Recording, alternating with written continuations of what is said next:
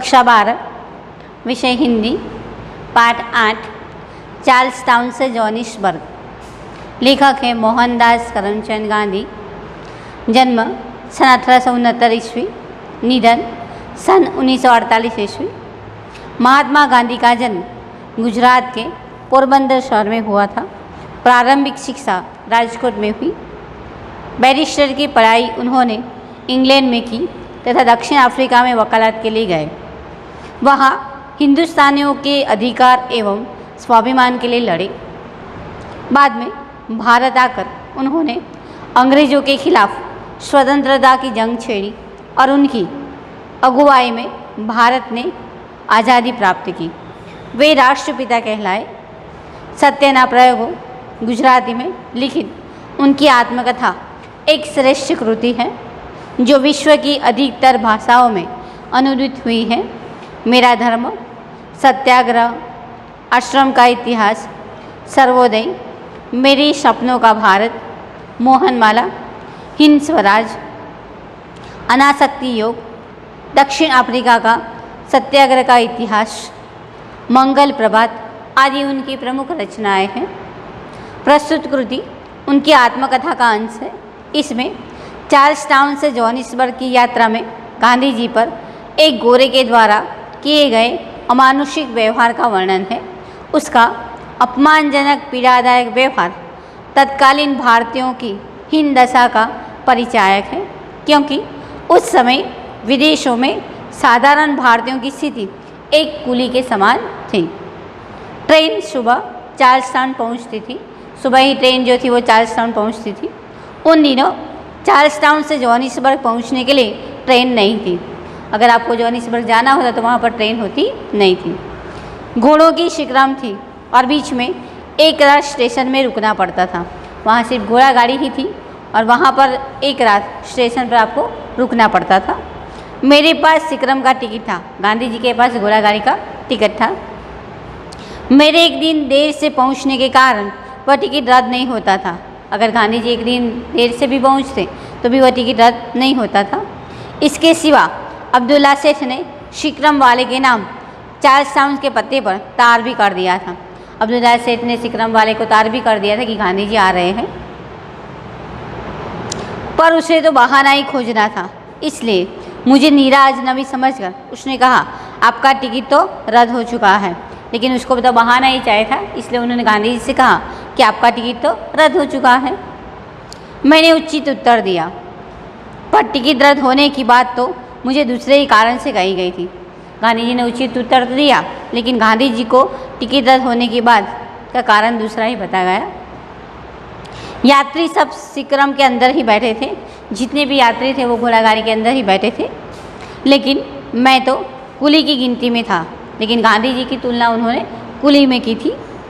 अजनबी दिखाई पड़ता था, जैसे कोई परिचित न हो वैसे गांधी जी दिखते थे। इसलिए शिकरम वाले की नियत यह थी कि मुझे गोरे यात्रियों के पास न बैठाना पड़े तो अच्छा हो। शिकरम वाला तो यही चाहता था कि गांधी जी को गोरे यात्री के साथ न बिठाना हो तो अच्छा हो। शिकरम के बाहर अर्थात कोचवान की बगल में दाएं बाएं 2 सीटें थी। शिकरम के बाहर जो थी वहाँ पर एक कोचवान था, मानी गाड़ी वाहन था। उसके बगल में दाएं और बाएं 2 सीटें थी। उनमें से एक पर शिकरम कंपनी का एक गोरा मुखिया बैठता था। उसमें से एक पर क्या कौन था? एक गोरा मुखिया बैठा हुआ था। शिकरम का कंपनी का ही था वो। वह अंदर बैठा और मुझे कोचवान की बगल में बैठाया। वो अंदर चला गया बैठने के लिए और गांधी जी को जो है कोचवान की बगल में बिठा दिया। मैं समझ गया कि यह नीरा अन्याय है, अपमान है। गांधी जी समझ गए कि मेरा सबसे बड़ा क्या है? अपमान है। पर मैंने इस अपमान को पी जाना उचित समझा, लेकिन फिर भी गांधी जी उस अपमान को पी गए। मैं जोर ज़बरदस्ती से अंदर बैठ सकूं ऐसी स्थिति नहीं थी। गांधी जी जोर ज़बरदस्ती कर सके ऐसी हालत भी नहीं थी। अगर तकरार में पड़ूं तो शिकरम चली जाए और मेरा एक दिन और टूट जाए। अगर वो लड़ाई करते तो शिकरम चली जाती और उनका एक दिन भी टूट जाता। और फिर दूसरे दिन क्या हो सो देव ही जाने, और दूसरे दिन क्या होता वो तो भगवान ही जानते हैं। इसलिए मैं समझदारी से काम लेकर बाहर बैठ गया। गांधी जी ने समझदारी बताई और वो बाहर बैठ गए। पर मन में बहुत झुंझलाया, लेकिन फिर भी गांधी जी को मन में बहुत दुख हुआ। लगभग 3 बजे सिक्रम पहाड़ी को पहुंची। लगभग 3 बजे के आसपास सिक्रम जो है वो पहाड़ी को पहुंच जाती है। अब उस गोरे मुखिया ने चाहा कि जहाँ मैं बैठा था वहाँ वह बैठे। इतने में क्या हुआ कि गोरे मुखिया ने यही चाहा कि जहाँ पर गांधी जी बैठे वहाँ उसको बैठना है। उसे सिगरेट पीनी थी। गोरा जो था उसको सिगारेट पीनी थी, थोड़ी हवा भी खानी थी, उसको थोड़ी हवा भी खानी थी। इसलिए उसने एक मैला सा बोरा जो वहीं कोजवान के पास पड़ा था उठा लिया और पैर रखने के पट्टे पर बिछाकर मुझसे कहा, सामी तू यहाँ बैठ। मानी उसने क्या किया, जो गोरा मुखिया था उसने एक मैला सा बोरा जो कोचवान के पास पड़ा था उसे उठा लिया और पैर रखने के लिए पट्टे के पर बिछाकर गांधी से कहा कि सामी तू यहाँ बैठ जा, मुझे कोचवान के पास बैठना है। उसने कहा कि मुझे कोचवान के पास बैठना है, तो मेरी जगह पर बैठ जा। मैं इस अपमान को सहने में असमर्थ था। गांधी जी इस अपमान को सहन न कर सके, इसलिए मैंने डरते डरते उससे कहा, तुमने मुझे यहाँ बैठाया और मैंने वह अपमान सह लिया। गांधी जी घबरा गए थे, लेकिन फिर भी उन्होंने कहा कि तूने मुझे यहाँ बैठाया, वो अपमान भी मैंने सहन कर लिया। मेरी जगह तो अंदर थी पर तुम अंदर बैठ गए और मुझे यहाँ बिठाया। गांधी जी ने गोरे से कहा कि देखो मेरी जगह तो अंदर थी, लेकिन तुमने मुझे यहाँ बैठा दिया बाहर, तो मैं यहाँ आकर बैठ गया। अब तुम्हें बाहर बैठने की इच्छा हुई है और सिगरेट पीनी है, इसलिए तुम मुझे अपने पैरों के पास बैठाना चाहते हो।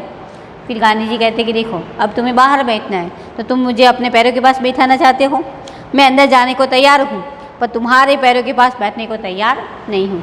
गांधी जी इस अपमान को न सहन कर सके और उन्होंने कहा कि मैं अंदर जाने के लिए तो तैयार हूँ, लेकिन बाहर तुम्हारे पैरों के पास बैठने के लिए तैयार नहीं। मैं मुश्किल से इतना कह पाया था कि मुझ पर तमाचों की बारिश होने लगी। गांधी ने सिर्फ इतना ही कहा मुश्किल से, इसने में तो गोरे ने क्या किया, उन पर तमाचों की बारिश कर दी और वह गोरा मेरी बाँह पकड़कर मुझे नीचे खींचने लगा और गोरे ने गांधी जी को बाँह से पकड़ा और उसे नीचे खींचने लगा। बैठक के पास ही पित्तल के सिक्के थे। मैंने भूत की तरह उन्हें पकड़ लिया। अच्छा हुआ कि गांधी जी ने उसे पकड़ लिया और निश्चय किया कि कलाई चाहे उखड़ जाए पर शिकंजे न छोड़ूंगा। गांधी जी ने उसको कसकर पकड़ा और शिकंजे को छोड़ा नहीं। कलाई जो थी उनकी चाहे उखड़ जाए। मुझ पर जो बीत रही थी उसे अंदर बैठे हुए यात्री देख रहे थे। गांधी जी पर जो भी अत्याचार हो रहे थे वो अंदर बैठे हुए यात्री देख रहे थे। वह गोरा मुझे गालियाँ दे रहा था। उस गोरे ने गांधी जी को गालियाँ भी दी, खींच रहा था गांधी जी को, वो खींच रहा था हाथ से, मार भी रहा था, उनको पीट भी रहा था। पर मैं चुप था। फिर भी गांधी जी इस अपमान को सहन करते चुप रहते हैं। वो बलवान था और मैं बलहीन। गांधी जी इसलिए चुप थे क्योंकि वो बलहीन थे और वो सामने वाला बलवान था। यात्रियों में कईयों को दया आई और उनमें से कुछ बोल उठे। कुछ यात्री ऐसे थे जिनको गांधी जी पर बहुत सारी दया आई और वो बोल उठे, अरे भाई उस बेचारे को वहाँ रहने दो। कुछ लोगों ने ये भी कहा कि अरे भाई उस बेचारे को वहाँ बैठने दो ना, उसे नाहक मारो मत। उन्होंने उसको मारने के लिए भी मना किया। उसकी बात सच है। सभी यात्रियों ने कहा कि उनकी बात कैसी है, सही है। वहाँ नहीं तो उसे हमारे पास अंदर बैठने दो। उन्होंने कहा कि अगर तुम उसे उस जगह पर नहीं बैठना चाहते हो तो क्या करो, उसे अंदर भी बैठने दो। गोरा ने कहा हरगिज़ नहीं, लेकिन गोरे ने मना कर दिया कि नहीं। पर थोड़ा शर्मिंदा वह जरूर हुआ। ना कहने पर भी उसे थोड़ी शर्मिंदगी तो महसूस हुई। अतएव उसने मुझे मारना बंद कर दिया। उसे इतनी शर्म आई कि उसने गांधी जी को पीटना बंद कर दिया और मेरी बाँह छोड़ दी, उनकी बाहें भी छोड़ दी। 2-4 गालियाँ तो ज़्यादा दी और 2-4 उसको गालियाँ भी दी। पर एक होटेंटाट नौकर दूसरी तरफ बैठा था, उससे अपने पैरों के सामने बैठा कर खुद बाहर बैठ गया। उसने क्या किया कि एक नौकर बैठा था, उसको अपने सामने बैठा कर खुद बाहर चला गया। यात्री अंदर बैठ गए। सारे मुसाफिर जो हैं वो अंदर बैठे। सीटी बजी, शीघ्रम चली। घोड़ागाड़ी अब चलने लगी। मेरी छाती तो धड़क ही रही थी। गांधी जी तो अब भी घबरा रहे थे, उनकी धड़कन जो है वो धड़क रही थी। मुझे शक हो रहा था कि मैं जिंदा मुकाम पर पहुंच सकूंगा या नहीं। गांधी जी को तो यही लग रहा था कि मैं जीते जी पहुंच सकूंगा या नहीं। वह गोरा मेरी ओर बराबर घूरता ही रहा। वो गोरा जो है गांधी जी की तरफ घूरता ही रहता था। उंगली दिखाकर बड़बड़ाता रहा, उंगलियां दिखा कर वो बड़बड़ाता रहा। उसने कहा, याद रख, स्टैंडर्स्टन पहुंचने दे, फिर तुझे मजा चखाऊंगा। वह उंगलियां दिखा दिखा कर कह रहा था कि तू याद रख, स्टैंडर्डस्टन पहुंचने दे, फिर मैं तुझे मजा चखाऊंगा। मैं तो गूंगा ही बैठा रहा। गांधी जी कुछ बोले नहीं, चुप ही रहे और भगवान से अपनी रक्षा के लिए प्रार्थना करता रहा। और भगवान से अपनी रक्षा करने के लिए गांधी जी प्रार्थना करते रहे। रात हुई, स्टैंडर्डस्टन पहुँचे। रात हुई और वो स्टैंडर्डस्टन पहुँच गए। कई हिंदुस्तानी चेहरे दिखाई दिए, गांधी जी को कई भारतीय दिखाई दिए। मुझे कुछ तसल्ली हुई, उनका कुछ सांत्वना हुई। नीचे उतरते ही हिंदुस्तानी भाइयों ने कहा, हम आपको ईसा सेठ की दुकान पर ले जाने के लिए ही खड़े हैं। नीचे उतरते ही हिंदुस्तानी भाइयों ने कहा कि हम आपको ईसा सेठ की दुकान पर ले जाने के लिए तैयार हैं। हमें दादा अब्दुल्ला का तार मिला है।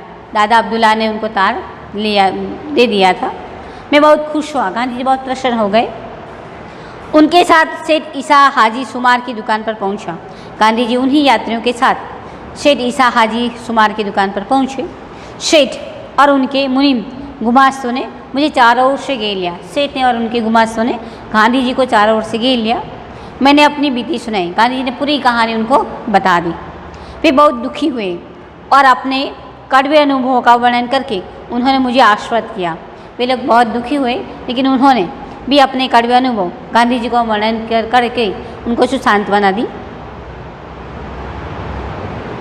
मैं शिक्रम कंपनी के एजेंट को अपने साथ हुए व्यवहार की जानकारी देना चाहता था। गांधी जी जो है शिक्रम के एजेंट को अपने साथ जो दुर्व्यवहार हुआ उसकी जानकारी देना चाहते थे। मैंने एजेंट के नाम चिट्ठी लिखी। गांधी जी ने एजेंट को चिट्ठी भी लिखी। उस गोरे ने जो धमकी दी थी उसकी चर्चा की। गोरे ने उनको जो धमकी दी थी उसकी भी चर्चा उन्होंने पत्र में की और यह आश्वासन चाहा कि सुबह आगे की यात्रा शुरू होने पर मुझे दूसरे यात्रियों के पास अंदर की जगह दी जाए।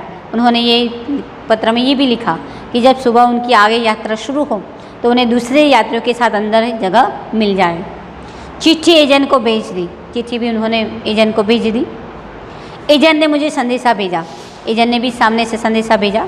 स्टैंडर्डस्टन से बड़ी सिक्रम आती है। उन्होंने कहा कि स्टैंडर्डस्टन स्टेशन है जहाँ से बड़ी सिक्रम आती है और कोचवान वगैरह क्या होते हैं, बदल जाते हैं, यानी गाड़ीवान बदल जाता है। जिस आदमी के खिलाफ आपने शिकायत की है वह कल नहीं रहेगा। उन्होंने कहा कि जिसके खिलाफ आपने शिकायत की है वो कल रहेगा नहीं, आपको दूसरे यात्रियों के पास ही जगह मिलेगी। उन्होंने सांत्वना दी कि आप चिंता न करें, आपको दूसरे यात्रियों के पास जगह मिल जाएगी। इस संदेश से मुझे थोड़ी बेफिक्री हुई। गांधी जी निश्चित हो गए, उनको अब कोई चिंता नहीं रही। मुझे मारने वाले उस गोरे पर किसी तरह का कोई मुकदमा चलाने का तो मैंने विचार ही नहीं किया था। गांधी जी को जिसने मारा था, गांधी जी ने उस गोरे पर कोई मुकदमा चलाने का इरादा भी नहीं किया, कोई विचार भी नहीं किया। इसलिए मार का यह प्रकरण यहीं समाप्त हो गया और गांधी जी ने यही मार का प्रकरण समाप्त कर दिया। सवेरे ईसा सेठ के लोग मुझे शिक्रम पर ले गए। सुबह हुई तो ईसा सेठ के लोग गांधी जी को शिक्रम पर ले गए। मुझे मुनासिब जगह मिल गई। उन्हें जो भी जगह चाहिए थी, उचित जगह गांधी जी को मिल गई और बिना किसी हैरानी मैं उस रात जोहानिसबर्ग पहुंच गया। और गांधी जी कहते हैं कि मैं बिना कोई परेशानी के उस रात जोहानिसबर्ग पहुंच गया। तो इस पाठ के अंदर गोरे लोग गांधी जी पर और भारतीयों पर कैसा अपमानजनक व्यवहार करते थे उसका वर्णन है।